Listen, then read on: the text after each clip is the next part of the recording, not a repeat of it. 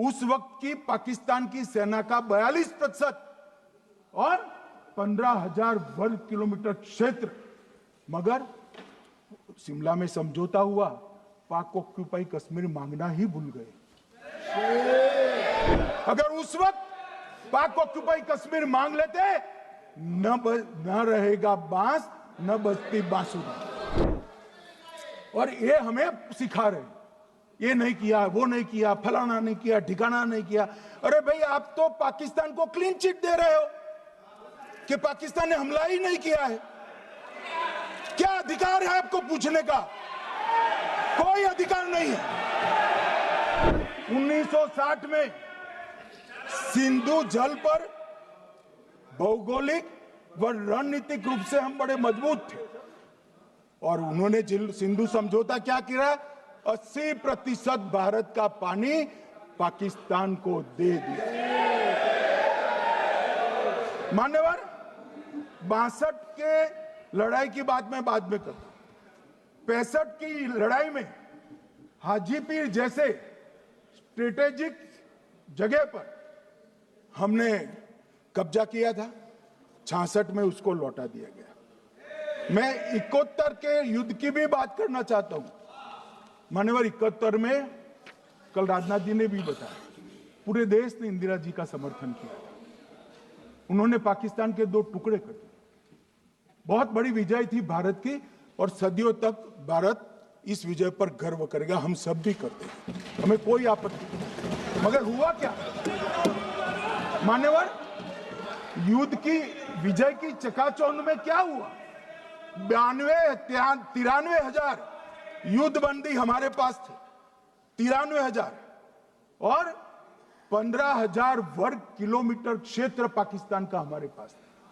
93 हजार युद्ध बंदी, उस वक्त की पाकिस्तान की सेना का 42% और 15,000 वर्ग किलोमीटर क्षेत्र, मगर शिमला में समझौता हुआ, पाक ऑक्यूपाई कश्मीर मांगना ही भूल गए। अगर उस वक्त पाक ऑक्यूपाई कश्मीर मांग लेते, न रहेगा बांस, न बजती बांसुरी। ये कैंप तोड़ने की जरूरत न पड़ती साहब आपको, हमको। मान्यवर, इतना ही नहीं, पाक ऑक्यूपाई कश्मीर तो नहीं लिया, मांगना ही भूल गए। 15,000 वर्ग किलोमीटर की जीती हुई भूमि भी वापस दे दी।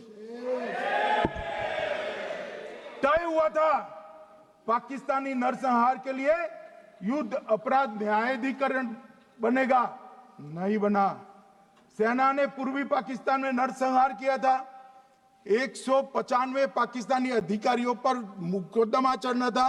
भुट्टो अपने साथ इंदिरा जी के सामने से छुड़ा कर ले गए। जनरल मानेक शॉ का एक कोट अनकोट कहता हूं, जनरल मानेक शॉ का, जो एक प्रकार से आर्किटेक्ट माने जाते हैं बांग्लादेश विजय के, इन्होंने कहा कि भुट्टो ने भारत के नेतृत्व को मूर्ख बनाया। अब जो शब्द है, मैं आप कोट अनकोट है, इसमें मेरा कुछ नहीं है, ये लोग गुस्सा न हो सकते। I told her, into bracket Indira Gandhi, Indira ji को कहा, that he, into bracket Bhutto के लिए, he has made monkey out of you. समझ में आता है? ये फील्ड मार्शल साहब ने कहा है मान्यवर, और ये हमें सिखा रहे, ये नहीं किया, वो नहीं किया, फलाना नहीं किया, ठिकाना नहीं किया। अरे भाई, आप तो पाकिस्तान को क्लीन चिट दे रहे हो कि पाकिस्तान ने हमला ही नहीं किया है। क्या अधिकार है आपको पूछने का? कोई अधिकार नहीं है साहब। देखिए क्या होता है। मैंने कहा पाकिस्तान को क्लीन चिट दे रहे हो, तो कनी मोदी जी कह रही है कि नहीं, हम नहीं दे रहे हैं। कनी मोदी जी, माननीय अध्यक्ष जी, आपके माध्यम से मैं कनी मोदी को बताना चाहता हूं, माननीय सदस्य जी को, कि वो कह रही है हमने नहीं दिया, मगर जिसके साथ बैठते हो उसका दोस्त तो आपके सर पर आएगा ना। चिदंबरम जी कर रहे हैं, आपके राज्य से है, कांग्रेस के प्रमुख नेता है। देश के पूर्व गृह मंत्री कह रहे हैं कि पाकिस्तान ने आतंकवादी नहीं भेजे थे। क्या क्लीन चिट देना चाहते? किसी को अधिकार नहीं है साहब यहां आतंकवाद पर बोलने का, किसी को अधिकार नहीं। मान्यवर, मैं अब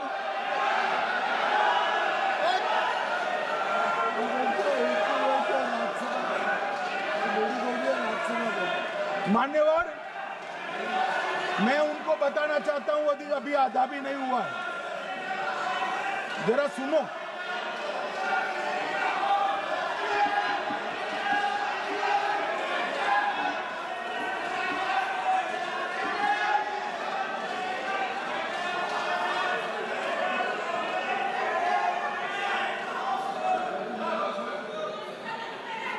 मान्यवर,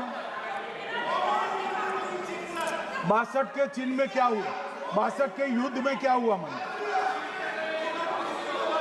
ये अभी कल कुछ कांग्रेस के सदस्य चीन का सवाल पूछ रहे थे, मैं आज पूछना चाहता हूं 62 के युद्ध में क्या हुआ? 38,000 वर्ग मीटर, पूरा सदन ध्यान से सुने, 38,000 वर्ग मीटर अक्साई चीन का हिस्सा चीन को दे दिया गया, और वर्ग किलोमीटर ही बोला, वर्ग किलोमीटर। और मान्यवर, ऐसी ही चर्चा उस वक्त सदन में हुई, मैं तो बड़ी गंभीरता से जवाब दे रहा हूं, मुझे बोलने नहीं देते। जवाहरलाल नेहरू जी ने क्या कहा? वहां घास का एक तिनका भी नहीं उगता है, वो जगह को क्या करे। तो एक संसद सदस्य ने, नेहरू जी का सर मेरे जैसा था,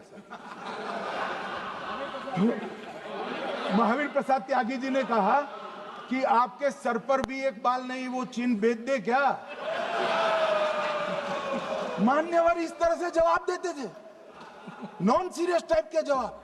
और कल गोगोई जी बड़ा बड़ा उछल उछल कर बोल रहे थे। अरे गोगोई जी, आपको मालूम है उन्होंने चीन के बारे में, आसाम के बारे में क्या क्या था? आसाम को आकाशवाणी पर बाय बाय कह दिया था। रिकॉर्डिंग है, रिकॉर्डिंग है।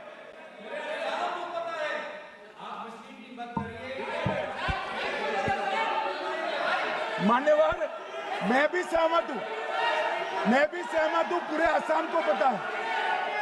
मान्यवर,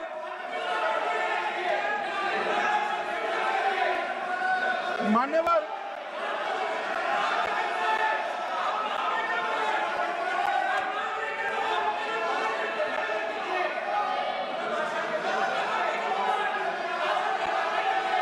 मान्यवर, मुझे मालूम है पूरे आसाम को पता है, इसीलिए तो वो विरोध पक्ष में बैठे हैं वहां पर आसाम में, पूरे आसाम को पता है। और मान्यवर,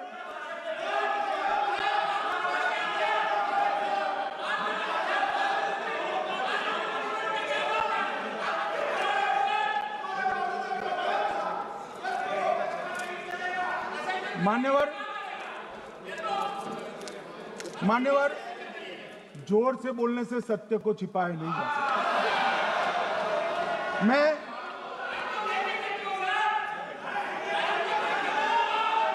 मान्यवर, मैं selected works of Jawaharlal Nehru series volume 29 पृष्ठ 231 पर से एक जवाहरलाल नेहरू जी के पत्र को कोट करना चाहता हूं।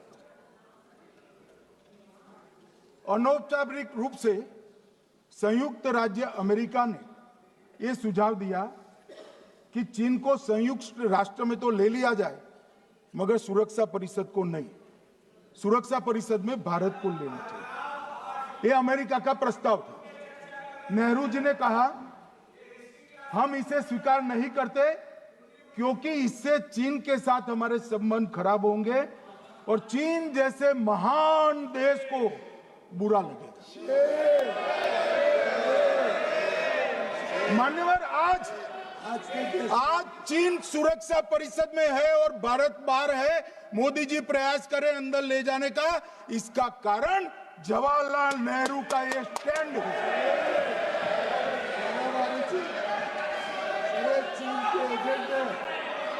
और मान्यवर, ये तो पीढ़ी दर पीढ़ी चलता आ रहा है।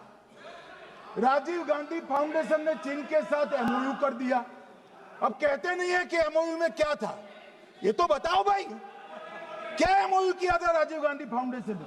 और जब डोकलाम में हमारे सेना के जवान चीन की सेना के सामने आंख में आंख डालकर बैठे थे, वो चीन के राजदूत के साथ राहुल गांधी मीटिंग कर रहे थे।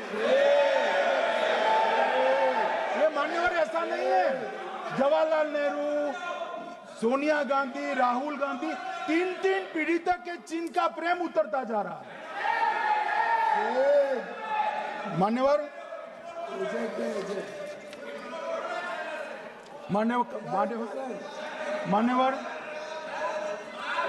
मैं अभी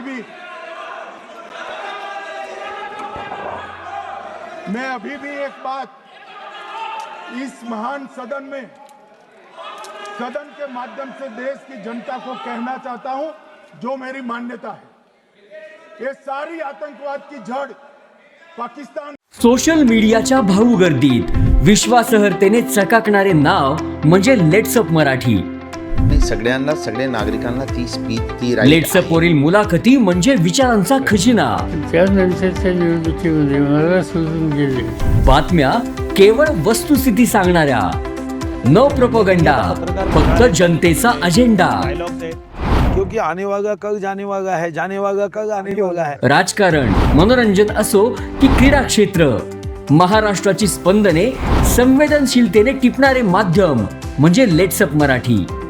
जगासोबत एक पाऊल पुढे राहण्यासाठी लेट्सअपचे ॲप, सोशल मीडिया आणि वेबसाईट सोबत कनेक्टेड रहा।